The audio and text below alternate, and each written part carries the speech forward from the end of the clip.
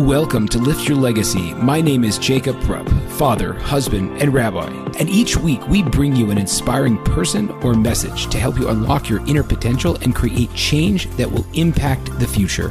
Thank you for listening, and let's get to it. And I'm thrilled to have on a renowned expert who has really cut her teeth in the bowels of tragedy as a therapist in Southern California, where she was front lines for the fires for a lot of the mass shootings that unfortunately have occurred in the western half of the United States. And we discuss today not tragedy, but trauma and healing from trauma and what that looks like and why and how. And the next evolution of humanity, which is spirituality, which is shocking coming from someone who is as scientifically minded as she is in a lot of ways. We speak about that also. So practically speaking, this might be one of the most impactful episodes that I've had the pleasure of conducting, and a lot of practical stuff that touches a lot of areas in life. And if you are a client of mine or soon to be a client of mine, I will be referring you to listen to this episode. And if you are not a client of mine, I think it's pretty good to listen to it also. So no further ado, Dr. Cheri McDonald. Ladies and gentlemen, as always, Lift Your Legacy is committed to helping you live a more authentic and meaningful life. That being said, if I could ask you to share this podcast with someone that you think would get value from the message, that would be fantastic. In addition, I wanted to make you aware that along with the podcast, I do offer executive coaching. I help people who are successful and highly motivated, who want to see extreme, or not even so extreme, maybe just a small change that in their life. I want to help them get to the next level. What does that mean specifically? Creating more peace in your relationships with yourself, growing your business, clarifying your career. And even if you need a little bit of help losing some weight or getting more healthy, I do that also. I'm not for everyone, but for those people that are invested in making their life better and taking the next step, I highly recommend you consider me as a coach for you. Now, how do you get in touch? Well, you found the podcast. I wanted to tell you also my email, Jacob, my first name, jacob@liftyourlegacy.live. Feel free, please, to reach out there or on any or all of my social media channels. I'd be thrilled to give you a complimentary half an hour conversation to see if we might be a good fit to work together. And now, with no further ado, I ask you to please sit back and enjoy the show. Dr. Cheri McDonald, thank you so much for joining me today. I am so excited this happened and that we're able to have a conversation. You have specialized, unfortunately, it's not unfortunate you're specialized in it, but the unfortunate reality of our lives dealing with trauma, traumatic events. You being in Southern California has put you in, right in the front row of a lot of mass shootings, and you've had to counsel people through that. And as our society becomes a little bit more crazy, or at least our awareness of the craziness of society, the work that you're doing becomes more and more important. So I wanted to first thank you so much for doing it and tell you I'm so excited to learn from you today. Thank you. Thank you. I'm excited to be here, and excited to really talk about this topic because although I've been in practice as a therapist for 35 years and I've launched into the coaching, I've always dealt with trauma. But today's society, yes, we've been bombarded, unfortunately, by it, but we're also more willing to talk about it. And in the most recent years, we've also been more willing to research it and really research what is trauma and how do we manifest it in our day-to-day lives as individuals. We can talk about the big tragedies and they kind of wake us up and they're out of our paradigm. And so they really are sensational for a while and tragic. However, they're like a mirroring back to us what we really deal with on a day-to-day basis.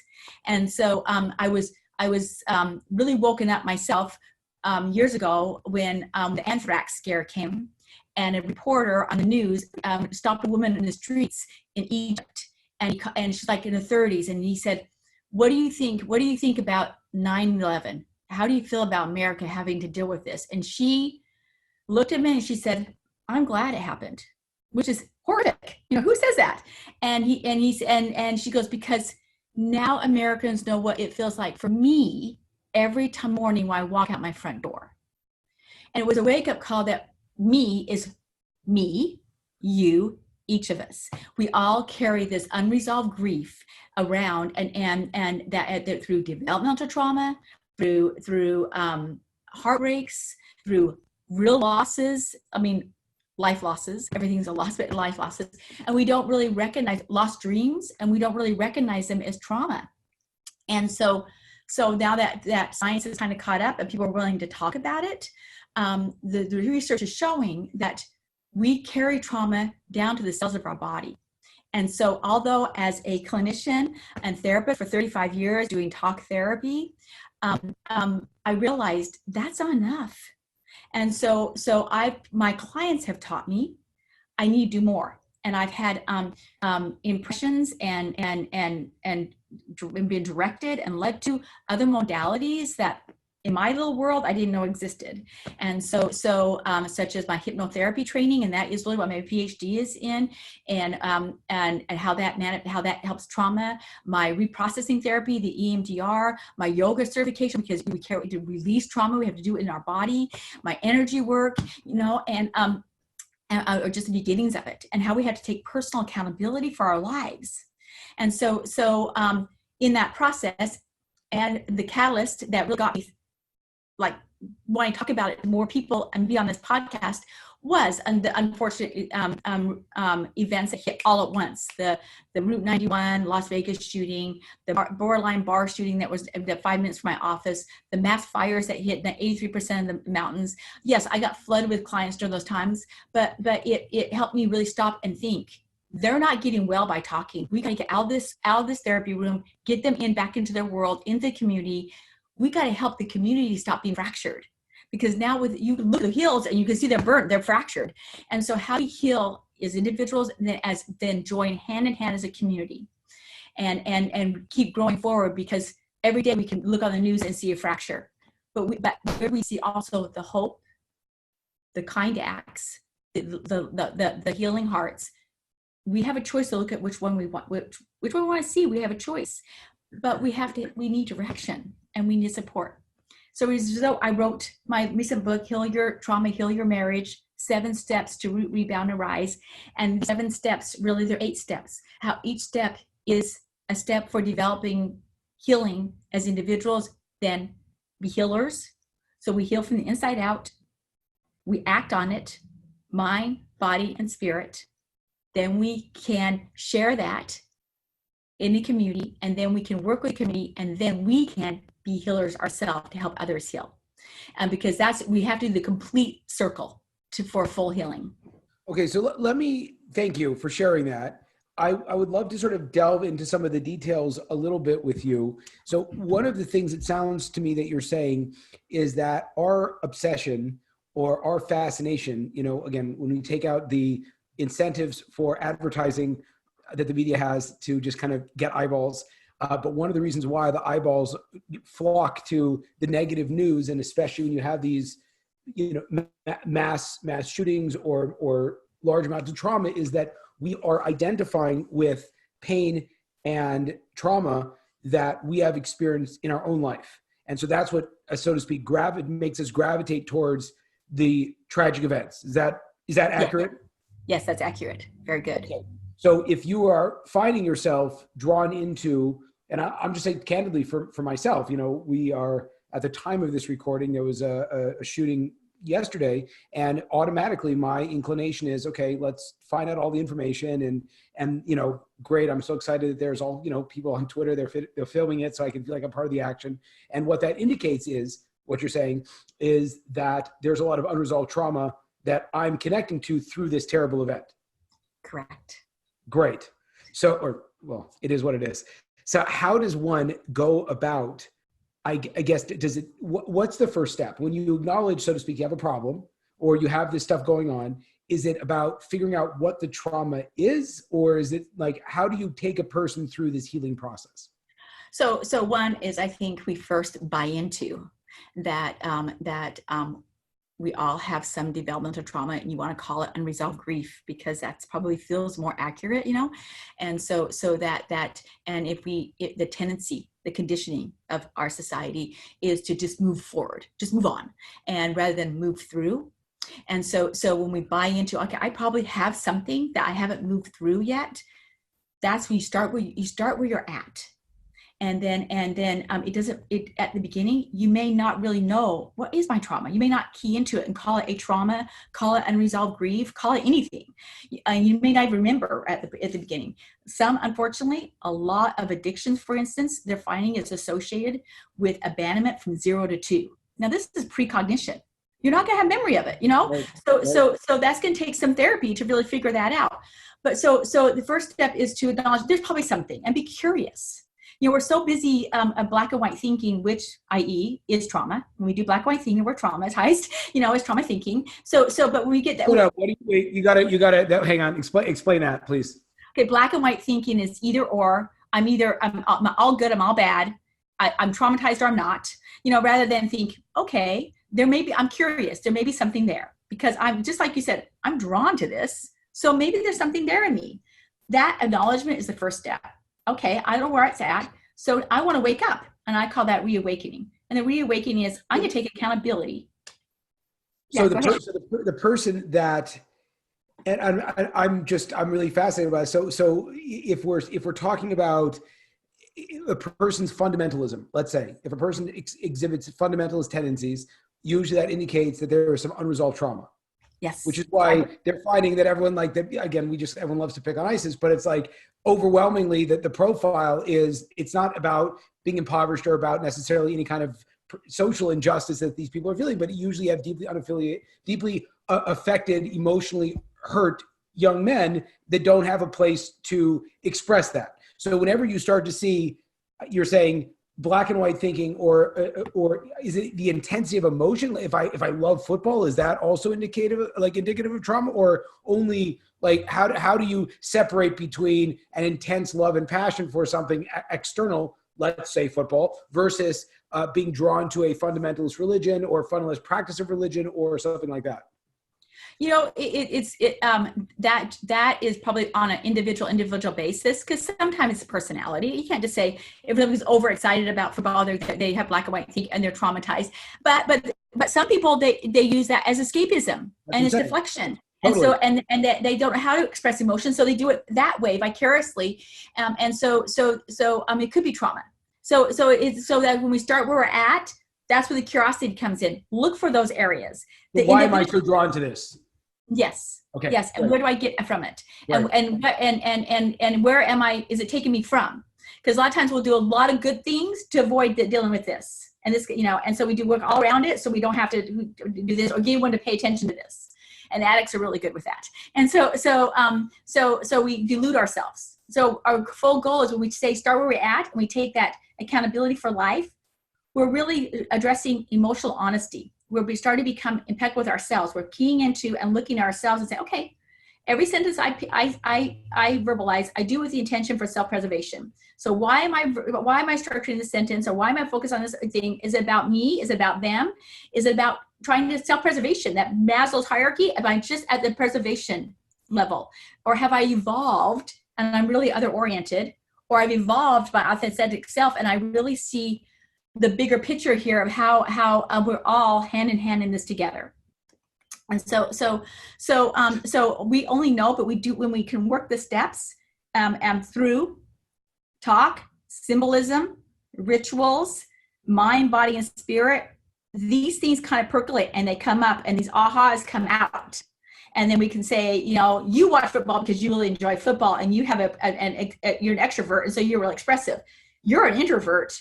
You watch football because you really don't want to fight with your husband. You really like football with him, but you'll scream and yell at the TV and act like it, so he will be happy and leave you alone. And also maybe not have sex with you. So this is really good.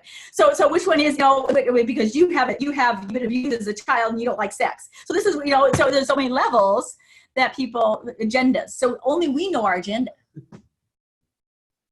So we work through this agenda. Our agenda, meaning it doesn't mean that we know our agenda, but that our agenda is somehow encoded there, and it's incumbent on us to figure out why we're operating the way we do. Yes. And then as we go ahead. No, go ahead. No, I was going to say. Yeah, go ahead. I'm listening. So then as we do that, then we can recognize through relationships. I believe there's opposition to all things, that we have this relationship, and we're either we're mirroring back. They usually say in a marriage, we'll mirror back our shadow, and we can see where we could listen and learn and see, okay, how am I being perceived? What am I selling? What am I giving? How am I loving? Why am I heartbroken by this? And we learn through this resistance, this push pull in relationships with people, with money, with jobs, with anything we have relationship with. We can see, how do I manage that? And is there trauma associated? A lot of people from the Depression, they're kind of moving out of the 1930s, but their relationship with money, multi-generational, if they're Scrooges, is because in their cells of the body, maybe they had a parent or a grandparent who went through the Depression, and they carry that conditioning as well as that body memory of loss with money, and that money is scarce. And so then they have a scarcity mentality, and they are constantly fighting poverty, versus someone who has a abundance mentality and doesn't have a depression, it wasn't part of the Depression, or doesn't have any loss of money, and sees money as energy and abundance, and God gives as he gives. They may have too much money and they have managed it other ways. So it's learning that relationship, that opposition allows us to kind of another window of trauma and how to manage it and work through it. So there's another. When you say opposition, so essentially whatever is affecting you is actually teaching you, and it's such an interesting and a fundamental paradigm shift. It's what I'm just sort of projecting out, and you can tell me if you would disagree with this, but and it's also interesting on the level of when you mentioned coaching, is that a lot of times what we perceive is, I want to be here, I want to be there, and I'm here right now. And when you start talking about multi-generational trauma, or you start talking about that there's, unresolved issues that were from 0 to 2, eventually it ceases to become about how do I get to step 20 from step 10, because really maybe our whole goal in life is just try to get to 5, but actually get there, so to speak. Exactly. Mm-hmm. So it becomes a lot more about assessing your mindset, and I guess maybe just to project out on the other end, what does it look like when you are healed or healing? What is it? How does a person, so it's, in a lot of ways it's like, paint a picture, if you could, for someone that's done a significant amount of work. What does their life look like? Their life looks like that they've had the trauma, and they say, my trauma is, okay, I'm going to pick, I have a few, but I'll pick, well, I feel like, let's say you have let's look at everyday loss. Cancer is so prevalent. Well, to cancer. So let's say you have cancer, and the doctor tells you that you are, because I've had real life people do this, that you are, is terminal. And so now you have this opposition. You have this relationship with your body, and this invader in your body that's come, and the medical field says they're determining your fate. And someone who has taken accountability for themselves and they want life. I've made a decision. I want life, and this is not. I know myself well enough. This is not right. I'm meant to die right now. So doctor, what more do you have for me? And he may say, okay, you can do radiation treatment, radiation and chemo will give you 5 years. Okay. I don't feel like that's enough, because now you're keyed into that inner healer, that inner knowing. I feel like we all have that inner knowing. I'm so sorry. One second. Can you search the door, please? Sometimes your office door does not lock all the way. That's okay. That's great. I'm just gonna lock the door.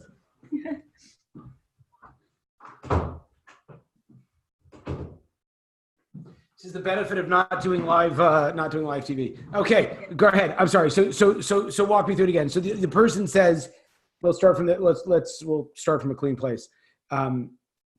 So again, how does a person who's dealing with cancer, how do they overcome that?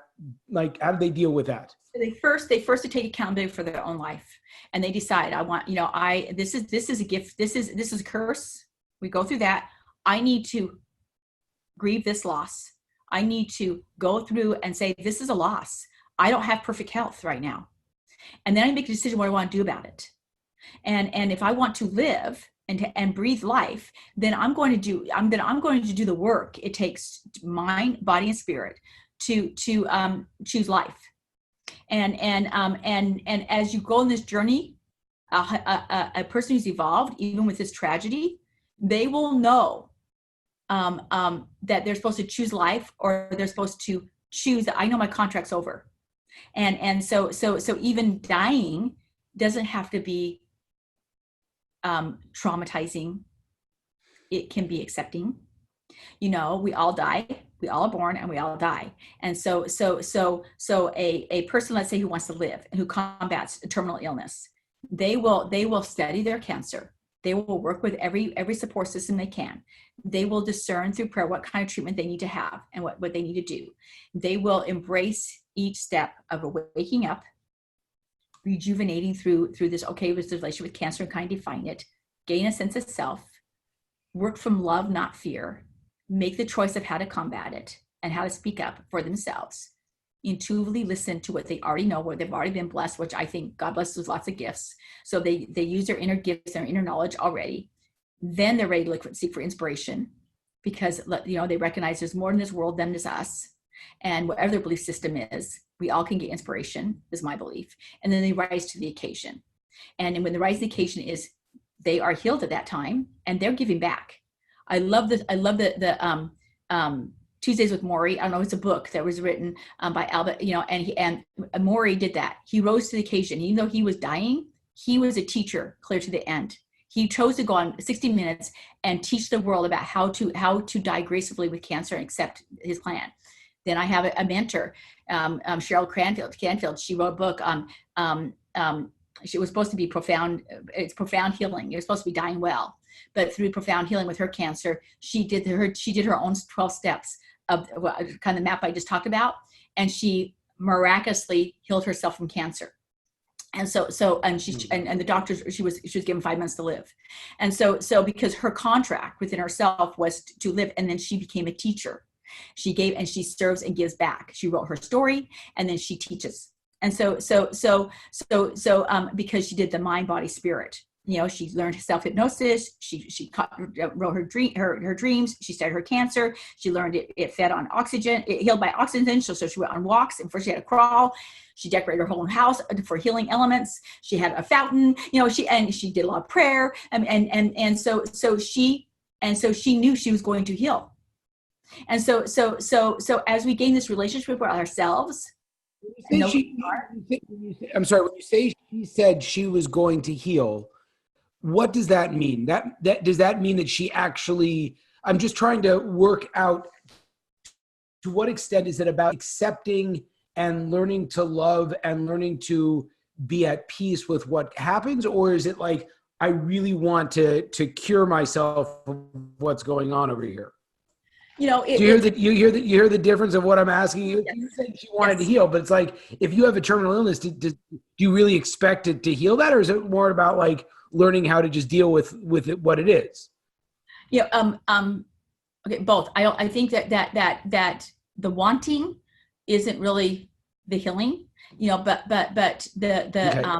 Wanting to know yourself and willing to listen internally. This is for me. Like Cheryl, when the doctor said the only treatment we can give you is to surgery you're going to be left with chopped liver. She listened within her inner healer and said, that's not for me. And so she walked out, and her original writing was dying well.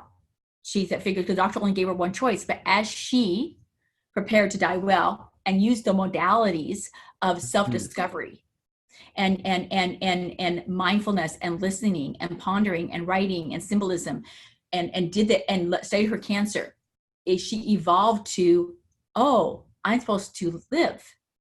And that was the inner knowing that she, which she gained. Where Tuesdays with Maury Maury said that inner work, I'm supposed to move on.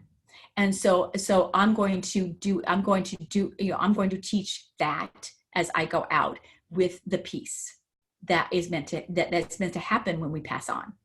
So they both receive those inner knowings from I call the inner healer, I call the ideal self, the authentic self, the self that goes above. Is like when you reach that stage, the traumas happen, life happens, but you kind of rise above them. It's like you're watching them in a movie rather than being dragged and tethered to them. You work through them and you rise above, and then they're a part of your story, and you have these golden nugget lessons to pole vault you forward for the next challenge in life.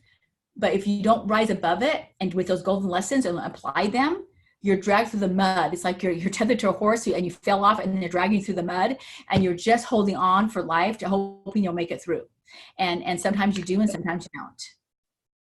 So it's so fascinating. So what I'm hearing you say is the extent to which your trauma affects you. Once you become aware, let's say, or a person does something wrong. Let's say it's not like whatever it is, you could say cancer, or let's say it's a, God forbid, a drunk driving thing, or the, it's interesting that everyone's like kind of hailing this. There's a new movie on Netflix, which is with Robert De Niro, which was this about a killer, and what was really, I'm totally blanking on his name now. I'm so embarrassed because the Irishman. Yeah, the Irishman. Who's the guy that directed it? I'm so bad. I'm bad about that.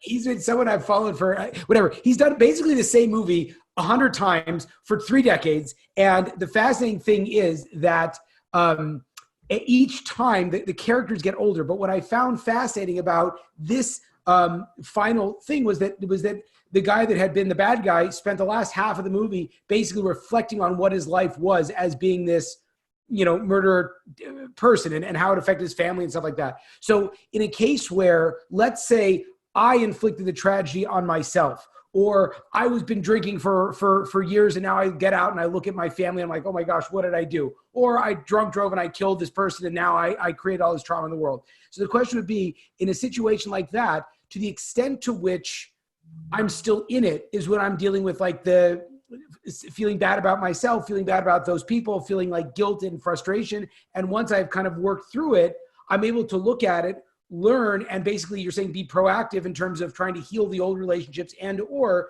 teach people who have done similar things how they can cope above it. Is that sort of what you're saying? Yes. Very good. Yes. So it's as simple as like a litmus test being, how much did this affect me and to what extent is this making me feel bad versus to which extent am I using this to be a teaching opportunity for others, and then I can actually be proud of and own my story. Yes. Very good. Yes. Cool. So now that's a very profound, I have like 2 directions that I want to go with you as a clinician. To what extent should anybody assume that there are bad things in your life? I'm just thinking through like traumatic relationships. Let's say a person says, should I, terminate the relationship with my parent, or should I dissolve a marriage? To what extent is a person probably supposed to become introspective before making a decision like, my spouse is abusive or something like that? To what extent do you start with yourself, and to what extent do you assume that it's an outside factor? I always start in the place that you have control over, and that is with yourself. We always have to start with ourselves. This is the life we're given. We start with ourselves, and it doesn't mean that I love the word curious, because I think we stay curious about it, and there are bad people out there. Sometimes it's not our fault. Bad things happen to us, and people are bad, and we have to. But it's if we don't learn the lesson that got us there, we're vulnerable of running into bad people again. I don't know how many young rape victims get re-raped, and then they lose credibility, like, you weren't really raped, which is horrific, because but it's that programming. They haven't known where their part in it is, and it's just, it could be naivety, it could be they're conditioned to be slavery versus service oriented. It's so many different factors that we don't know. Why did I get myself here? It doesn't mean you're accountable for the wrongdoing. It means you're there. It's your story. And ultimately, like the lesson is, I see this a lot in clients that I work with, where they might have been married for a long time, and they're not in a happy place, and they're thinking, I want to dissolve the marriage and I want to find someone else. And one of the points I as a clinician, I never try to say don't do that, but one of the points I bring up is, it's like, there's a pretty darn good chance that, 2 weeks into the second relationship where she's perfect, you're going to find that it's just a different version of your wife, because really it's just your problem and not anything intrinsically wrong with the spouse or the marriage. It's you. Correct. Okay. So that's very important. So the idea would be that even if a person finds himself in a bad relationship or bad job or bad, whatever, the smartest thing, not necessarily because you don't want to take action to remove yourself from the situation, but if you don't do the work, there's a much better chance that you will just repeat the same process, and they're just going to look different, but they're going to affect you the same way. That's why you have to look at yourself first. The second thing I was curious as a clinician is this idea of the spiritual self, and to what extent I would call it, the non-tangent, the non-scientific stuff plays into what you teach and help people with, and why we shouldn't discount the supernatural, so to speak, or the spiritual components in our own healing. This is an interesting one. As an individual, as a person, I don't know how to separate them. I've never been able to separate them. I'm a spiritual being. I don't know how to do it, have an earthly experience, but in a context of a therapeutic room, I feel like, I defy anyone to tell me that they haven't had experiences that they can't really explain, answers that come to them, impressions that come to them, and results that come to them, and that wasn't there, all that they saw coming. And so I just, we are, science now has caught up where they can hook you to a machine and they can see your subtle body. They can see your energy. You have color, you have energy fields. They measure these, that is not tangible. And so what is that? I think that is spiritual. I think that we are, when our energy fields get fractured, they can see holes in the energy fields. I mean, it's just fascinating what science is showing now. And so I think we can ignore it, and it plays into it hinders our ability to evolve. And we can call it religion. So we want to call it bad, and so we can label it, and it hinders our inability to evolve. And so it's okay. That's where I have to honor where you're at. However, I don't know how to tell you that you'll fully heal if you don't really honor all that you're being. You hear the irony though, or the funny nature. I'm a rabbi by trade, and if you look at any of the trends in America, for sure, to say that religion is losing ground on a very clear schedule, very, very obviously. And if you would walk into any room of, let's say, I don't know, I would never lead in a lot of ways with, this spiritual connection you have is probably the healthiest thing for you. Meaning, like, we feel as a society that we've really progressed out of this desire or this need to rely on the spiritual. And now, we can go to a therapist like yourself or the scientist or the doctor and diagnose all of our problems. And it's fascinating, like the word that you said, evolve, it's so fascinating that in the doctor's office, so to speak, you are hearing, no, you actually need all of that stuff to go the next step. There's only so far that a purely scientific approach can take you. Yes. And so, do you talk about spirituality? Go ahead. What were we going to say? I probably, again, in my coaching, especially, I do, and because it's part of the healing process. And the reality is, in the psychology world, they say we're in a spiritual awakening. But we're all moving away from religion. There's a contradiction. I'm not a religious person, but I'm a spiritual person. Okay, what does that really look like and mean? And so let's really talk about healing on it, that evolving. You're really recognizing there's more to you than in this room. So let's go there. You're going to walk out here and you get inspirations. These are going to come along. Let's just walk there. Let's just start with that. It's so funny because going back to the original premise of the discussion, I've had so many conversations, and in my own life also, it's like the people's biggest fear, and these are, I'm an Orthodox Jew, and I work with a lot of Orthodox Jews. In people's biggest fear is this idea of hell, and this idea that it's not that death scares them, but it's like, I just don't want to go to hell. And it's like, that's so interesting that anxiety crosses over and is so affecting your life. And so I made a point to a client yesterday. I was like, maybe it's not the dogma or the religion that's giving you this kind of anxiety, but maybe it was the trauma from your parents, that you come from an unstable place and you just are projecting that now onto all of your spirituality. So it could be why we're spiritual but not religious is because we have so much trauma from religion, and Yes. therefore we don't want to, we're like, just like, keep it away from me. Yes, exactly. I think very much so. Interesting. Very much so. I wanted to ask one. This was awesome, and I wanted to acknowledge you for all of the amazing things that you have spoken about, and hopefully there'll be a follow up. But as a sort of final question for this segment, after or before you tell us how we can find you on social media, a lot of people struggle with, what do I need now? Is it coaching? Is it therapy? How do you see the difference? And what questions should people ask to determine what their next step should be? And is it possible that nobody needs either of those? I mean, that's really interesting, because I just did my own podcast yesterday, and a woman, she evolved out of her tragedy, and she said at the end, I wouldn't have been, everyone needs therapy and everyone needs coaching. And she goes, I just can't sing it loud enough, for her evolve. And obviously my bias, since I'm a therapist and a coach, I'm going to say everyone needs it. But the reality is, I think that it is individual basis. And I like, from our coaching practice, I really kind of vet people out. Have you ever had therapy? And I really encourage some therapy, to some exposure, to make sure that they're in a way, they're about, because coaching takes a maturity. It takes an emotional and a mental maturity, and trauma, it makes us immature.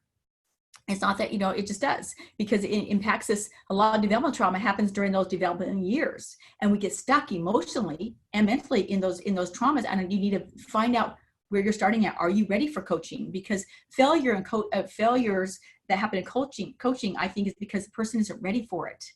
And so come to therapy, get your feet wet, find where the trauma is, identify the trauma. And then if you need short-term therapy, because now I'm ready to go after my purpose, because coaching really is defining your purpose. It's the upper levels, is like, I'm ready to make a choice. I'm ready to follow my intuition. I'm ready to go inspiration. So that's coaching. Therapy is waking up, the rooting, the opposition, and finding a sense of self. So that's how I would kind of describe it. And so when you're ready to love, go to coaching. If it's still caught fear, go to therapy. So I love that. And so it's like, if a person is dealing with broken and getting them whole again, that's therapy. And once a person is essentially whole, then coaching is, now how do I start to proactively, I guess, and it's just so fascinating, because again, like you said, love and fear. If a person says, how do I avoid pain? So that's in the therapy discussion. If a person says, I'm looking at my life and I would like a better marriage, more economic opportunity. So all of a sudden now I'm identifying things. I'm not scared of anything, but I desire more. Then it becomes a conversation around, strategically, how do I get there? And then if you find yourself popping up like, oh my, I can't do that kind of stuff. It's like, okay, well, we have to take a step back and let's identify some of those reasons why you can't. Yes. Outstanding. Dr. Cheri, tell us a little bit about how people find you and follow up your books, your podcast. What's next? Okay, great. I'm transforming myself. And so right now you find me on my website, turn.com. You can find me on Facebook, Cheri McDonald, LMFT, PhD. And you can also email me, Dr. Cheri, Cheri, at a place to turn. And I'm doing my as new year, my new coaching practice and movement break free. break free from trauma to triumph will be evolving, and that's where you'll find my classes will be online, and you can get my book now that's kind of launching into that. It's called Heal Your Trauma, Heal Your Marriage: 7 Steps to Root, Rebound, and Rise. Email me or PM me on Facebook, and I'll send you a free copy, because I really want to get this message out, and I want it to evolve, and I really want to get people's opinions about it, because I think it really is magical. I've seen magical results from it, so I'm very excited about it. So thanks for asking. Amazing. Thank you so much for taking the time. I appreciate it. I appreciate it. It's nice meeting you. There you have it, folks, another inspiring episode. If you enjoyed this, I ask you to please share this with your friends and to like us over on Rabbi Rupp through Facebook or on YouTube. And the more that we're able to get these important messages out, the more that we can really make an impact in the world. So I encourage you, please, to stay tuned. We have a ton of amazing speakers coming up, and also to tell your friends about it. Thank you very much.